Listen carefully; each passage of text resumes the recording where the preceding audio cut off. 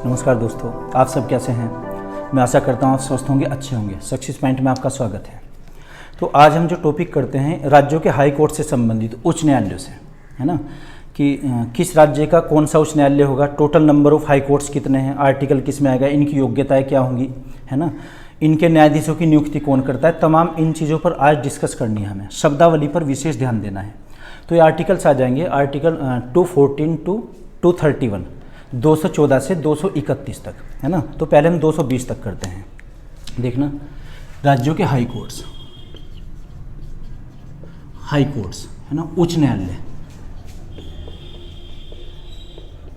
है ना। ये आर्टिकल किस में आ जाएगा, 214 टू 231, 214 से 231 तक। हम पहले 220 तक कर लेते हैं वन बाई वन। देखना, अनुच्छेद नंबर 214, 15, 216, 217, 218, 219 और ये आ जाएगा 220, 220 तक। देखना, 214 में क्या है कि हर राज्य का एक उच्च न्यायालय होगा। इसमें तो हाई कोर्ट ही दिया हुआ है, अभी फिर विस्तार से डिस्कस करेंगे इस पर। 214 में प्रत्येक राज्य का एक हाई कोर्ट होगा। इसमें दिया है 215 में कि हाई कोर्ट एक अभिलेखीय न्यायालय होगा, रिकॉर्ड अभिलेखीय न्यायालय, हाई कोर्ट एक अभिलेखीय न्यायालय होगा। 216 में इनकी संख्या के बारे में, है ना, कि कितने वहाँ पर न्यायाधीश हो सकते हैं, न्यायाधीशों की संख्या। 217 में नियुक्ति, इनकी योग्यता या शर्तें, है ना, या इनका कार्यकाल भी आ जाएगा, कार्यकाल, ठीक है ना, टेनर। 18 में आ जाएगा कि पद रिक्त होने पर या कार्यकाल से पूर्व भी पद से हटाया जा सकता है क्या, महाभियोग के द्वारा, है ना, पद से हटाना, या फिर वो त्यागपत्र अगर दिया हो किसी न्यायाधीश ने। 19 में आ जाएगा कि शपथ कौन दिलाता है, ओथ एंड एफर्मेशन। और 20 में है कि सेवानिवृत्ति के बाद में हाई कोर्ट का न्यायाधीश क्या कार्य कर सकता है, सेवानिवृत्ति के बाद,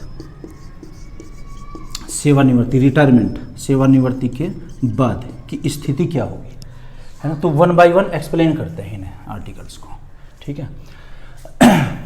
तो लेते हैं अनुच्छेद नंबर 214। देखना, आर्टिकल 214 में क्या होगा, प्रत्येक राज्य का एक हाई कोर्ट होगा, 2 या 2 से अधिक राज्यों का एक उच्च न्यायालय या हाई कोर्ट हो सकते हैं, ठीक है ना। लेकिन ये तय कौन करेगा कि कितने राज्यों का हाई कोर्ट एक, ये उसके क्षेत्राधिकार में कौन कौन से आएंगे, है ना। ये संसद इस पर कानून बनाएगी। मान लीजिए कोई हाई कोर्ट है, ये 2 या 3 राज्यों का है, इसमें कौन कौन से राज्य शामिल किए जाएंगे, इस पर कानून बनाने का अंतिम अधिकार संसद के पास है, ठीक है ना। और क्वेश्चन आया हुआ है कि भारत में सबसे पहला उच्च न्यायालय कौन सा था। एक तो हम ब्रिटिश काल में पढ़ेंगे, जब 1773 का रेगुलेटिंग एक्ट लागू हुआ था, उसमें एक यहाँ पर न्यायालय का प्रावधान था। वो तो कलकत्ता में हुआ था, जिसके मुख्य न्यायाधीश लॉर्ड एलिसा इम्पे हुआ करते थे उस टाइम पर, चाहे वो हाई कोर्ट भी आ जाए या सुप्रीम कोर्ट भी। ये तो भारत में ब्रिटिश काल में बना हुआ है। लेकिन जो अब वर्तमान में है, इनमें से किसकी स्थापना सबसे पहले हुई थी, 1862 में 3 हाई कोर्ट्स बने थे। कौन कौन से, कलकत्ता, मुंबई और एक बना था इसमें मद्रास हाई कोर्ट, ठीक है ना। और उसके बाद में फिर उत्तर प्रदेश हाई कोर्ट बना था 1866 में, सन 1866 में जो उत्तर प्रदेश हाई कोर्ट बना था, इसकी स्थापना आगरा में की गई थी पहले, लेकिन 1869 में इसे फिर इलाहाबाद में स्थानांतरित किया गया था। स्थानांतरित कौन करता है, ट्रांसफ़र, वो किसकी सलाह लेते हैं, राष्ट्रपति महोदय, ये इस पर चर्चा करेंगे। तो क्या 214 में कि प्रत्येक राज्य का एक हाई कोर्ट होगा, प्रत्येक राज्य का एक हाई कोर्ट या उच्च न्यायालय होगा। 2 या 2 से अधिक राज्यों का एक उच्च न्यायालय हो सकता है, 2 या अधिक राज्यों का एक उच्च न्यायालय हो सकता है, एक हाई कोर्ट, है ना। तो 2 या 3 या 4 राज्य अगर शामिल किए गए हैं, इसमें कौन कौन से राज्य शामिल होंगे, इस पर कानून बनाने का अधिकार संसद के पास होगा, ठीक है ना। इसकी एक टेबल बना देंगे सारी कि कौन सा राज्य किस हाई कोर्ट में शामिल है, यानी कि किस क्षेत्राधिकार में, जुरिस्डिक्शन में। और जो ये होंगे यूटीज होते हैं, जैसे संघ शासित प्रदेश, है ना, ये किस हाई कोर्ट के साथ में अटैच किए जाएंगे। ओके। सबसे पहला हाई कोर्ट कौन सा बना था 1862 में, एक तो कौन सा, मद्रास, एक बम्बई हाई कोर्ट, वर्तमान में तो मुंबई नाम रख दिया गया, और एक ये कलकत्ता नाम था, अब बाद में कोलकाता। ये तो बने 1862 में। और 1866 में एक उत्तर प्रदेश उच्च न्यायालय, उत्तर प्रदेश हाई कोर्ट की स्थापना की गई थी। कहाँ पर? ये आगरा में हुई थी स्थापना, पहले आगरा, लेकिन 1869 में इसे इलाहाबाद में स्थानांतरित किया गया था। इलाहाबाद, वर्तमान में नाम प्रयागराज जैसे, ठीक है ना। तो ये पूछते हैं कि प्रथम ये कौन सा बना था। अंतिम रूप से कौन सा है? अमरावती का। जैसे 25 हाई कोर्ट हो जाएंगे, इनकी तमाम अभी टेबल बना देंगे सबकी। अमरावती 25वां हाई कोर्ट है, भारत में 25 हाई कोर्ट हैं, तो सबसे लेटेस्ट जो बना है अमरावती 2019 में बना है, ठीक है। तो आर्टिकल 2 से 14 में क्या है कि प्रत्येक राज्य का एक हाई कोर्ट होगा, 2 या 2 से अधिक राज्यों का एक हाई कोर्ट बनाया जा सकता है। ओके, नोट करते रहिए आप साथ साथ। आर्टिकल नंबर 215 है ना। 215 में क्या है? हाई कोर्ट एक अभिलेखीय न्यायालय होता है। हाई कोर्ट रिकॉर्ड है ना। उच्च न्यायालय एक अभिलेखीय न्यायालय होता है। इसका मीनिंग क्या हुआ? उच्च न्यायालय को अपनी अवमानना के विरुद्ध दंड देने का अधिकार है। अवमानना क्या, जिसको इंग्लिश में कहते हैं कंटेम्प्ट ऑफ कोर्ट। अगर हमने कोर्ट के आदेश को पालन नहीं किया गया तो हमें वो कोई फाइन लगा सकता है हमारे ऊपर, वो आर्थिक भी हो सकता है, कुछ भी सजा दे सकता है। तो हाई कोर्ट क्या है? एक अभिलेखीय न्यायालय, इसे अपनी अवमानना के विरुद्ध दंड देने का अधिकार है। और जो भी हाई कोर्ट्स के सभी निर्णय होंगे, निर्णय, डिसीजन या वर्डिक्ट, वर्डिक्ट बोलते हैं हाई कोर्ट के या सुप्रीम कोर्ट के, जो भी निर्णय होंगे वर्डिक्ट, या फिर इसने कोई जजमेंट दिया है, ये एक लिपिबद्ध कर लिया जाएगा, स्क्रिप्टेड होंगे, लिखित रूप में। लिखित रूप में, एक तो सभी जजमेंट लिखित रूप में होंगे, और एक contempt of court, contempt of court, इसको हम कहेंगे न्यायालय की अवमानना, अवमानना के विरुद्ध दंड देने का अधिकार। तो इसके दो मीनिंग हुए। हाई कोर्ट एक अभिलेखीय न्यायालय, इसका मतलब क्या हुआ कि जो भी आदेश देगा, जो भी जजमेंट या निर्णय दिए गए, सभी लिपिबद्ध कर लिए जाएंगे, लिखित रूप में होंगे वो, है ना। उनको एक बुक में लिपिबद्ध कर लिया जाएगा, लिख लिया जाएगा, और इसके जो अधीनस्थ न्यायालय होते हैं, जैसे हमारे जिला न्यायालय होते हैं, वो उनमें एक साक्ष्य के रूप में प्रस्तुत किए जा सकते हैं। मान लीजिए अब से 2 साल पहला कोई केस है, वो वहाँ पर बुक में लिख लिया गया उसको, है ना। जैसे AIR के होते हैं वकीलों के पास, आपने देखी हो, वो सब क्या होते हैं? रिकॉर्ड्स होते हैं हाई कोर्ट और सुप्रीम कोर्ट के। तो उस 2 साल पहले आदेश को या फिर जो जजमेंट दिया गया था, उसे वर्तमान में हम यहाँ पर साक्ष्य के रूप में प्रस्तुत कर सकते हैं अधीनस्थ न्यायालयों में, है ना। हाई कोर्ट के सभी जो भी निर्णय होंगे वो अधीनस्थ न्यायालयों पर लागू होते हैं, ठीक है। और दूसरा है कंटेम्प्ट ऑफ कोर्ट, इसे अपनी अवमानना के विरुद्ध दंड देने का अधिकार है हाई कोर्ट को। ये आर्टिकल किसमें? 215 में। 216 में देखिए, 216 में, 216 में क्या है कि यहाँ पर न्यायाधीशों की संख्या, न्यायाधीश कितने होंगे, जजेज, इनकी संख्या के बारे में, है ना। संख्या कितनी होगी? 1 प्लस अन्य। हाई कोर्ट में न्यायाधीशों की संख्या 1 प्लस अन्य। ये जो अन्य है, इसकी संख्या निर्धारित नहीं है कि अन्य कितने होंगे। एक बार बीएड में या किसी छोटे एग्जाम में क्वेश्चन आए हुए हैं कि सबसे अधिक जजेज किस न्यायालय में है, तो आंसर दिया था उन्होंने उत्तर प्रदेश में। उस समय संख्या लिखी थी 82, 82 जजेज। 82 से मतलब नहीं है, वर्तमान में देखिए 160 प्लस भी है उसमें, है ना, और भी हो सकते हैं ज़्यादा। तो अन्य वो तो ये देखते हैं कि केसेज किस में ज़्यादा हैं। हाँ, एक बात कह सकते हैं कि पूरे भारत में सबसे ज़्यादा जो केसेज हैं उत्तर प्रदेश हाई कोर्ट में। जब वहाँ पर केसेज ज़्यादा हैं, इसका मतलब न्यायाधीश भी अधिक ही होने चाहिए, है ना। लेकिन ये एग्जैक्ट हम संख्या नहीं बता सकते। हाँ, एक मुख्य और अन्य न्यायाधीश होते हैं, ठीक है ना, क्लियर है बात। तो इसमें दिया है संख्या कि हाई कोर्ट में न्यायाधीशों की संख्या कितनी होगी, 1 प्लस अन्य। सबसे अधिक किस में? व्यवहारिक रूप से उत्तर प्रदेश में। ओके, आगे बढ़ते हैं।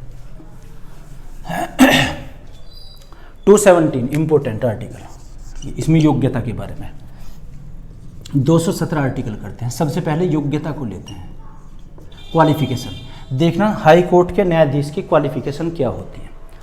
एक तरफ हम हाई कोर्ट की लिख लेते हैं, एक तरफ हम सुप्रीम कोर्ट की। हाई कोर्ट और सुप्रीम कोर्ट, है ना, इनमें बहुत कन्फ्यूजन रहता है दोनों में। 3 योग्यताएं होती हैं, 1, 2, 2 के फिर 3 पार्ट होते हैं। इसके हमने 3 पार्ट कर लिए। यहाँ पर भी जो सुप्रीम कोर्ट के न्यायाधीश है, इसकी योग्यता भी, फिर इसके भी 3 पार्ट हैं। कंपेरेटिवली देख लीजिए आप ये दोनों में।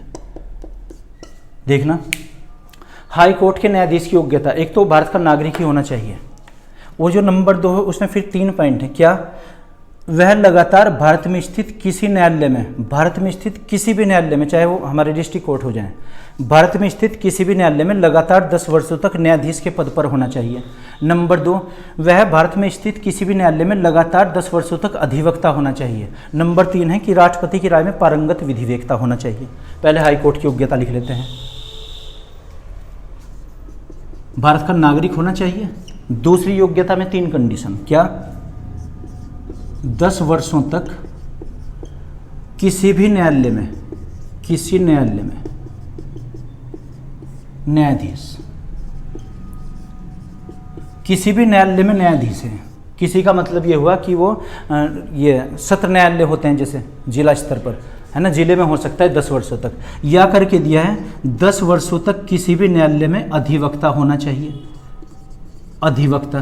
तीसरा दिया है राष्ट्रपति की राय में पारंगत विधिवेक्ता, राष्ट्रपति की राय में पारंगत विधिवेक्ता, विधिवेक्ता। इसका ही मतलब हुआ विधिवेक्ता का कि चाहे उसके पास कानून की डिग्री हो या ना हो, लेकिन राष्ट्रपति को ऐसा लगता है कि इसके पास कानून की विशेष जानकारी है, एक्सपर्ट है उसका, ये उस आधार पर कर सकते हैं। लेकिन भारत में कोई भी न्यायाधीश इस योग्यता के आधार पर नियुक्त नहीं किया गया, है ना। एक बार और देखिएगा, हाई कोर्ट की योग्यता क्या हुई? भारत का नागरिक होना चाहिए। और दूसरे में 3 कंडीशन है कि लगातार 10 वर्षों तक किसी भी न्यायालय में न्यायाधीश होना चाहिए, किसी भी न्यायालय में, है ना। दूसरी फिर या करके कंडीशन है 10 वर्षों तक अधिवक्ता होना चाहिए किसी भी न्यायालय में। तीसरी कंडीशन है कि राष्ट्रपति की राय में पारंगत विधिवेक्ता होना चाहिए। क्लियर है चीज़? अब आप सुप्रीम कोर्ट की देखिए। सुप्रीम कोर्ट की योग्यता भारत का नागरिक होना चाहिए।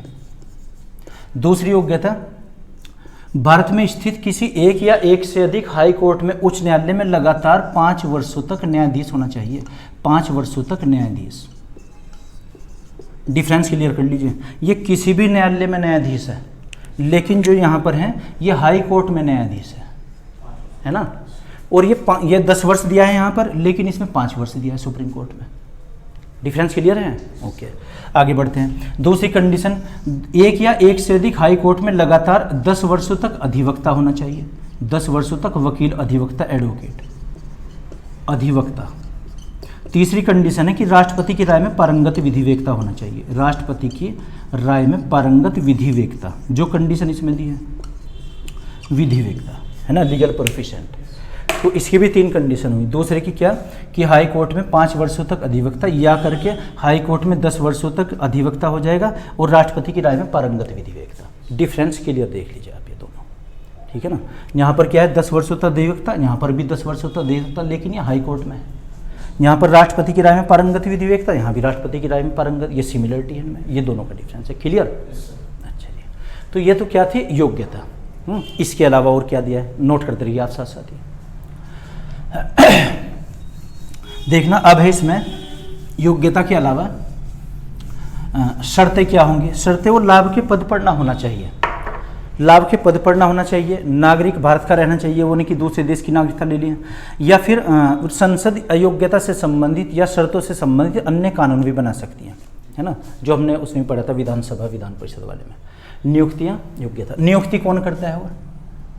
अब नियुक्ति देखिए, ये तो हमने क्या किया था क्वालिफिकेशन, अब नियुक्ति अपॉइंटमेंट। एक तो हाई कोर्ट के न्यायाधीशों का अपॉइंटमेंट होता है। देखो हाई कोर्ट में 1 प्लस अन्य न्यायाधीश, 1 प्लस अन्य। नियुक्ति कौन करता है? राष्ट्रपति महोदय। नियुक्ति कौन करेंगे? राष्ट्रपति करेंगे। देखो इसको लॉजिक समझो। ये जो मुख्य न्यायाधीश होगा, हाई कोर्ट का मुख्य न्यायाधीश, हाई कोर्ट के मुख्य न्यायाधीश की नियुक्ति करने के लिए राष्ट्रपति महोदय 2 लोगों से सलाह लेते हैं, परामर्श करते हैं। कौन कौन? एक तो सुप्रीम कोर्ट का मुख्य न्यायाधीश CJI, है ना, चीफ जस्टिस ऑफ इंडिया, और दूसरा संबंधित राज्य का राज्यपाल। ये तो मुख्य न्यायाधीश की नियुक्ति करने के समय सलाह ली जाएगी 2 लोगों की। लेकिन जब वो अन्य की सलाह लेते हैं, अब वो 3 लोगों की सलाह लेते हैं राष्ट्रपति, है ना। किन किन की? एक तो CJI की, सुप्रीम कोर्ट का मुख्य न्यायाधीश, नंबर 2 संबंधित राज्य के राज्यपाल की, नंबर 3 हो जाएगा उसी राज्य के या उसी हाई कोर्ट के मुख्य न्यायाधीश की। देखिए आप, जब वो मुख्य न्यायाधीश की नियुक्ति करते हैं तो मुख्य न्यायाधीश या अन्य, मुख्य न्यायाधीश के लिए 2 की उन्होंने परामर्श ली। किसकी? एक तो CJI यानी कि भारत, ये सुप्रीम कोर्ट का मुख्य न्यायाधीश, सुप्रीम कोर्ट का मुख्य न्यायाधीश, एक तो ये सलाह ली गई। दूसरा संबंधित राज्य के राज्यपाल की, जिस राज्य का राज्यपाल, जिस राज्य का उसको न्यायाधीश बनाना है उसी राज्य के राज्यपाल की लेंगे। जैसे उत्तर प्रदेश में तो उत्तर प्रदेश के राज्यपाल की, है ना, आनंदीबेन पटेल की सलाह ली जाएगी। ये तो मुख्य न्यायाधीश की नियुक्ति करते समय राष्ट्रपति सलाह लेंगे। चाहे मुख्य न्यायाधीश की नियुक्ति हो अन्य न्यायाधीश की नियुक्ति कौन करते हैं? राष्ट्रपति महोदय करते हैं। दोनों की ही नियुक्ति, लेकिन मुख्य न्यायाधीश की नियुक्ति करते समय 2 लोगों की सलाह ली गई। लेकिन जब वो अन्य की वो करते हैं नियुक्ति, अब ये 3 लोगों की सलाह लेंगे। क्या? एक तो सुप्रीम कोर्ट के मुख्य न्यायाधीश की CJI, सुप्रीम कोर्ट का मुख्य न्यायाधीश। नंबर 2 उसी राज्य का राज्यपाल, उसी राज्य का राज्यपाल। तीसरा उसी राज्य के हाई कोर्ट का मुख्य न्यायाधीश, मुख्य न्यायाधीश, एक ही सलाह ली जाएगी, है ना। अन्य के लिए 3 की सलाह ली, मुख्य न्यायाधीश की, संबंधित राज्य के राज्यपाल की। अच्छा, ये राज्यपाल लिखा गया, राज्यपाल, स्पेलिंग में बहुत गलती होती है। अच्छा, भारत का मुख्य न्यायाधीश, संबंधित राज्य का राज्यपाल, और थर्ड वन आ जाएगा हाई कोर्ट का चीफ जस्टिस, ठीक है ना। लेकिन जब वो मुख्य न्यायाधीश की सलाह लेते हैं अन्य के लिए, अब मुख्य न्यायाधीश भी 2 लोगों की सलाह लेता है। किसकी? 1 और 2। ये सुप्रीम कोर्ट के सीनियर जज होने चाहिए, सुप्रीम कोर्ट का जज, और ये भी सुप्रीम कोर्ट का जज। ये सीनियर होने चाहिए, वरिष्ठ के, वरिष्ठ न्यायाधीशों की सलाह लेते हैं। ये भी देखो, ये फैक्ट एक है ना, क्या लॉजिकल है। यानी कि जब अन्य की उन्होंने की तो लगभग 5 लोगों से सलाह ली गई, जब मुख्य न्यायाधीश की नियुक्ति तब 2 लोगों से सलाह ली गई, है ना। इसको हम ये कह सकते हैं कि डिमेरिट भी है क्या, अगर संविधान में देखें खामी है क्या। ये हाई कोर्ट के मुख्य न्यायाधीश और अन्य न्यायाधीशों की नियुक्ति राष्ट्रपति महोदय करते हैं। क्लियर पॉइंट ये? ओके। जब मुख्य न्यायाधीश की नियुक्ति होगी, अब भारत के मुख्य न्यायाधीश यानी कि सुप्रीम कोर्ट का मुख्य न्यायाधीश और राज्यपाल, संबंधित राज्य के राज्यपाल की सलाह ली जाएगी। लेकिन जब अन्य न्यायाधीशों की नियुक्ति की जाएगी, अब सुप्रीम कोर्ट के मुख्य न्यायाधीश, संबंधित राज्य के राज्यपाल और उसी हाई कोर्ट के, जिस हाई कोर्ट में होना है, मान लीजिए उत्तर प्रदेश में होना है, उत्तर प्रदेश हाई कोर्ट के मुख्य न्यायाधीश के सलाह पर कार्य करते हैं, तब वो उनकी नियुक्ति करेंगे। लेकिन यहाँ पर जो CJI होगा, सुप्रीम कोर्ट का मुख्य न्यायाधीश, ये 2 सीनियर मोस्ट जजेज की सलाह लेता है ना। सुप्रीम कोर्ट के होने चाहिए, सुप्रीम कोर्ट का जज फर्स्ट और सेकंड, ये जो भी वहाँ पर वरिष्ठ होंगे उनकी सलाह लेता है। तो अन्य की नियुक्ति करते हुए तो इनकी सलाह ली गई, लेकिन मुख्य की नियुक्ति करते हुए केवल 2 की सलाह ली गई। क्लियर है टॉपिक? कुछ पूछना है इसमें? ओके, ये नोट कर लीजिए आप। ये नियुक्ति हुई। ओके, आगे बढ़ते हैं। शर्तें और योग्यता ये आपको बताई थी, है ना। कार्यकाल कितना होगा? कार्यकाल भी देख लीजिए। टेनर, हाई कोर्ट के न्यायाधीश का कार्यकाल या मुख्य न्यायाधीश का कार्यकाल, 5 वर्ष का कार्यकाल या 62 वर्ष की अधिकतम आयु, 62 वर्ष की अधिकतम आयु जो भी पहले हो। सुप्रीम कोर्ट में हमने क्या पढ़ा था? 5 वर्ष का कार्यकाल या 65 वर्ष की अधिकतम आयु। यहाँ पर कितना है? 62 ईयर्स, 62 वर्ष की अधिकतम आयु। एग्जाम्पल से समझिए, कोई व्यक्ति हाई कोर्ट में नियुक्त होना है आज, ये है ना, तो अगर उनकी आयु है 50 वर्ष, अब वो पूरे 55 वर्ष तक कार्य करेंगे, पूरे 5 वर्ष तक, है ना। लेकिन अगर आयु है उस व्यक्ति की 60 वर्ष, वो केवल 2 ही वर्ष कार्य करेंगे। 5 वर्ष का कार्यकाल या 65 वर्ष की अधिकतम आयु जो भी पहले हो वही उनका कार्यकाल माना जाएगा, है ना। क्लियर? ओके। तो ये कार्यकाल से पूर्वी पद से हटाया जा सकता है, लेकिन वो सिद्ध कदाचार होना चाहिए, सिद्ध कदाचार के आधार पर, है ना।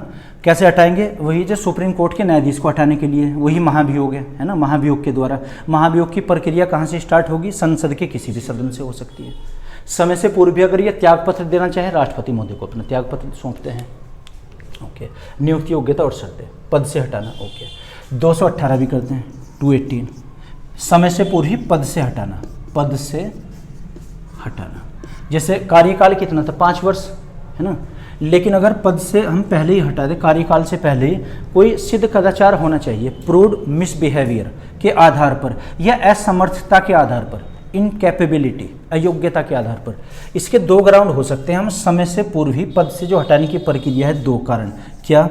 नंबर 1 कारण, नंबर 2, या तो वो सिद्ध कदाचार के आधार पर, या फिर असमर्थता के आधार पर, है ना। इनकैपेबिलिटी, अयोग्यता समझिए एक तरीके से।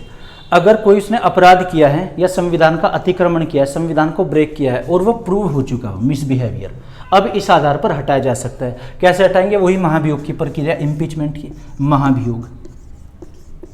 महाभियोग की प्रक्रिया, महाभियोग संसद के किसी भी सदन में स्टार्ट किया जा सकता है। इस पर आर्टिकल 61 में बहुत चर्चा की गई है ना। ओके, आगे बढ़ते हैं। आर्टिकल नंबर 219, 219, 219 में क्या है? शपथ, oath, oath and affirmation, oath and affirmation. देखना 219 शपथ। शपथ क्या होती है? पद और गोपनीयता की होती है। एक तो पद की और गोपनीयता की। गोपनीयता, पद और गोपनीयता की शपथ कौन दिलाएंगे? संबंधित राज्य के राज्यपाल के सम्मुख पद और गोपनीयता की शपथ धारण करते हैं उस राज्य के हाईकोर्ट के मुख्य न्यायाधीश या अन्य न्यायाधीश, ठीक है ना। और प्रारूप क्या होगा? जैसे अनुसूची नंबर 3 में बताया गया है, जो हम शेड्यूल्स पढ़ेंगे उसमें शेड्यूल नंबर 3 होगी, उसमें प्रारूप ड्राफ्ट दिया गया कि वर्डिंग क्या होगी बोलने की, है ना। और किसके सम्मुख पद और गोपनीयता की शपथ धारण करते हैं? राज्यपाल के, राज्यपाल यानी कि गवर्नर के समक्ष पद और गोपनीयता की शपथ धारण करते हैं। वही शेड्यूल नंबर 3 में जो प्रारूप दिया गया है। ओके, आगे बढ़ते हैं।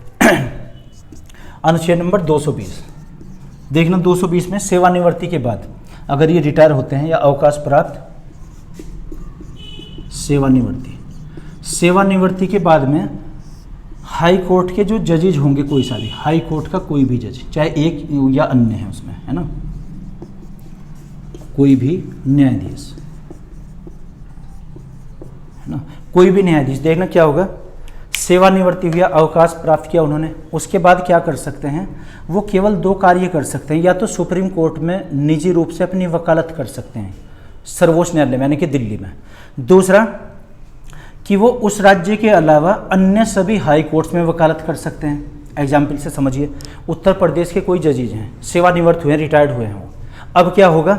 अगर ये वकालत करना चाहें अपनी एडवोकेसी, या तो ये सुप्रीम कोर्ट में जाएं, वहाँ पर अपनी निजी रूप से वकालत कर सकते हैं, या फिर उत्तर प्रदेश के अलावा वो उत्तराखंड में चले जाएं, नैनीताल हाई कोर्ट में, वहाँ पर वकालत कर सकते हैं, गुवाहाटी हाई कोर्ट में चले जाएं, किसी भी अन्य हाई कोर्ट्स में वकालत कर सकते हैं। इसे ज़्यादातर हम ऐसे समझते हैं कि हाई कोर्ट का रिटायर जज केवल और केवल सुप्रीम कोर्ट में वकालत करेगा, नहीं। इसके 2 आंसर हैं, सुप्रीम कोर्ट में भी कर सकता है प्लस इस राज्य के अलावा अन्य राज्यों में भी कर सकता है। याद रहेंगे दोनों अलग अलग। क्या? एक तो सुप्रीम कोर्ट में वकालत कर सकता है, एक उस राज्य के अलावा अन्य हाई कोर्ट्स में, अन्य हाई कोर्ट, इन दोनों में वकालत कर सकते हैं। उत्तर प्रदेश का कोई सेवानिवृत्त न्यायाधीश है, या तो सुप्रीम कोर्ट में वकालत, या उत्तर प्रदेश के अलावा अन्य हाई कोर्ट्स में, उच्च न्यायालय में वकालत कर सकते हैं। ये इसके 2 आंसर हो जाएंगे। तो ये आर्टिकल नंबर कौन सा? 120, ये 220, ये आप नोट करें। तो ये आर्टिकल हुआ है 220 तक, 220 तक।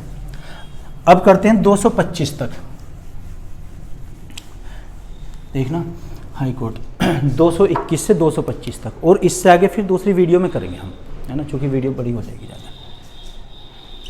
221, 222, 23, 224 और 225। देखना 221 में क्या है ना, 221 में दिया है वेतन के बारे में।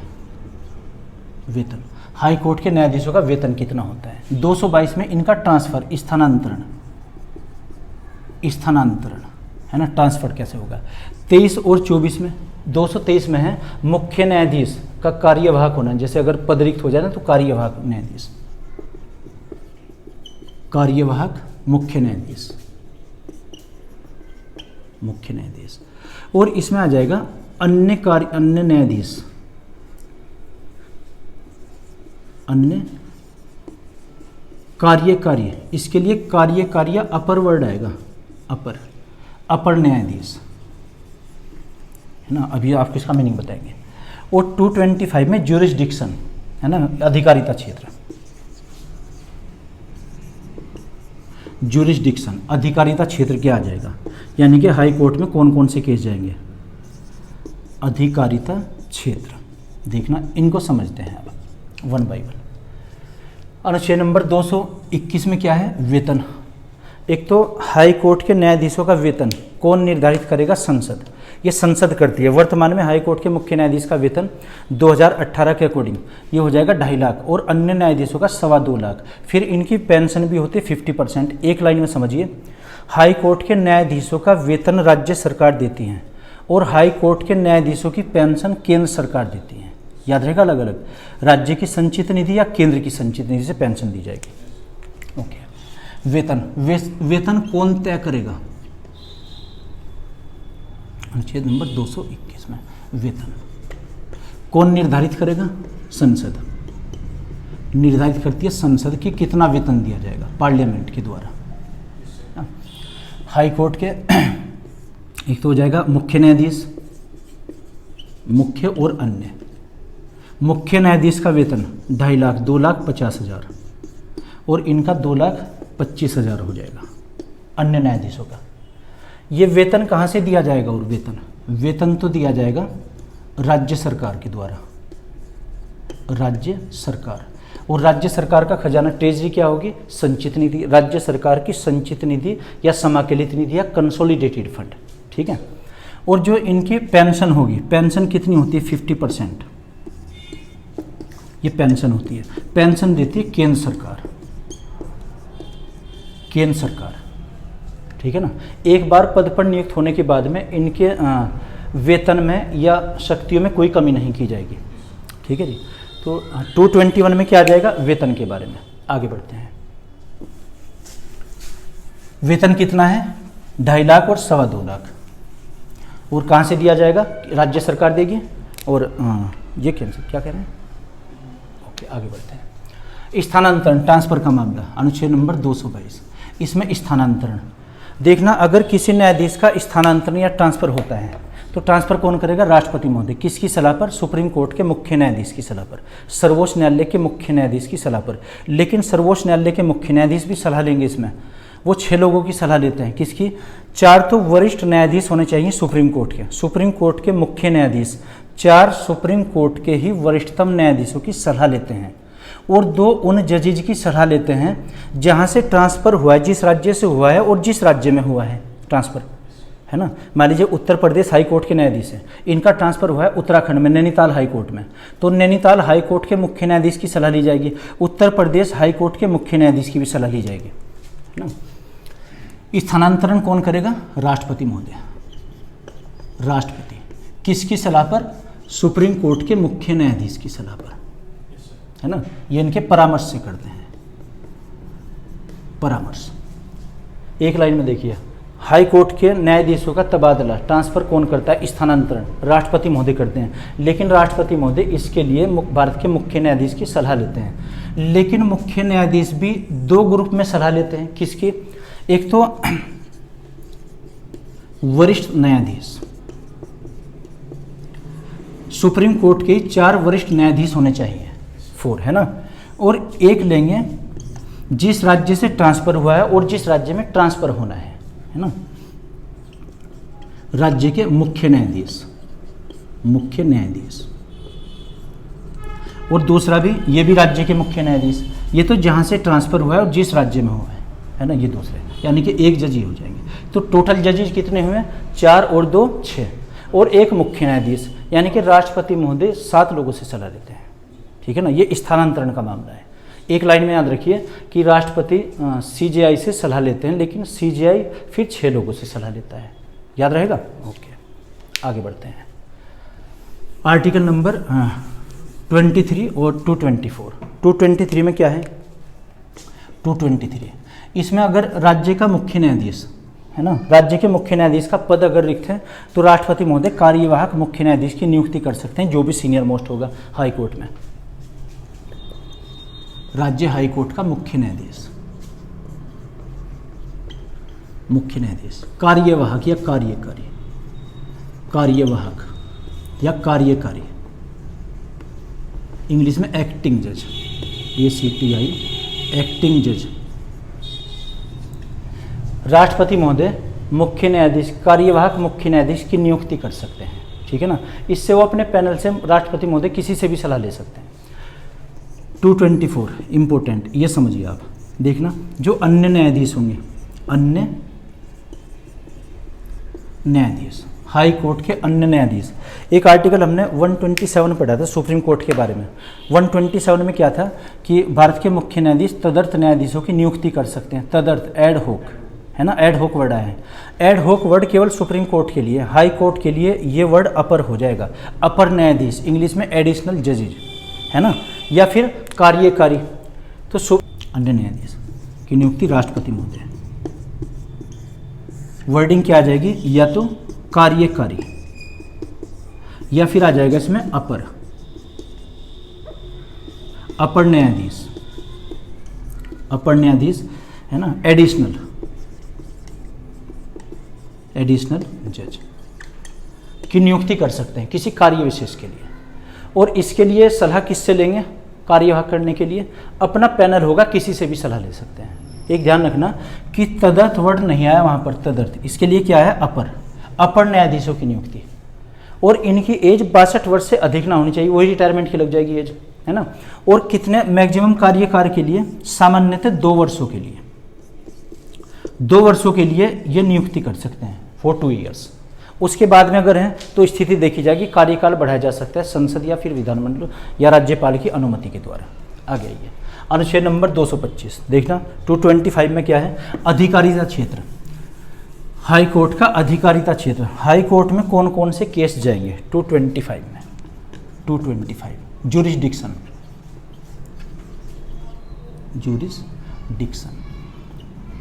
अधिकारिता क्षेत्र क्या होता है?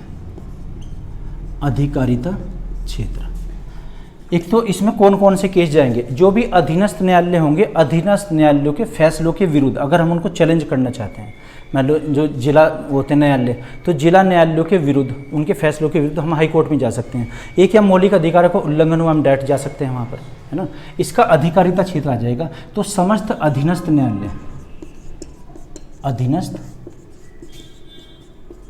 न्यायालयों के निर्णयों के विरुद्ध अगर हम चैलेंज करना चाहते हैं, निर्णय के विरुद्ध। और एक आ जाएगा इसमें, अगर वो मामला मौलिक अधिकारों का है, मौलिक अधिकार, तो इसमें अधिकारिता क्षेत्र दिया है, एक लाइन में याद रखिए, अधिकारिता क्षेत्र, ठीक है ना।